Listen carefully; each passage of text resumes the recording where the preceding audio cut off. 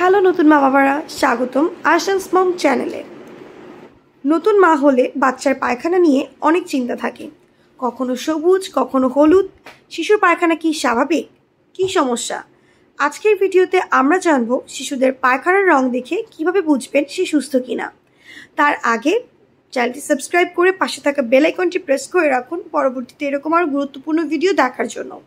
আর ভিডিওটি যদি আপনার জন্য উপকারী হয়ে থাকে তাহলে ভিডিওটি থেকে লাইক দিতে ভুলবেন না, কমেন্ট করে জানাবেন আপনার অভিজ্ঞতা কেমন ছিল, অ্যান্ড ভিডিওটি বেশি বেশি শেয়ার করবেন নতুন মায়েদের সাথে, যেন তাদেরও দুশ্চিন্তা দূর হয় এবং তারা উপকৃত হতে পারে। চলুন ভিডিওটি শুরু করা যাক। নাম্বার 1, প্রথম পায়খানা মেকোনিয়াম, কালো সবুজ অথবা গাঢ় রঙের।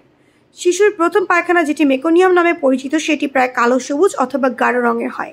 এটা সাধারণত জন্মের পর প্রথম 24 ঘন্টায় বের হয়। নাম্বার 2, দুধ খাওয়ার পর পায়খানা, সোনালি অথবা গাঢ় হলুদ রঙের, কিছুটা পানি মিশ্রিত। যখন শিশু শুধু বুকের দুধ খায় তার পায়খানা হয় সোনালি অথবা গাঢ় হলুদ রঙের এবং কিছুটা পাতলা হয়। এটা সাধারণত স্বাভাবিক এবং শিশুর সুস্থতার ইঙ্গিত।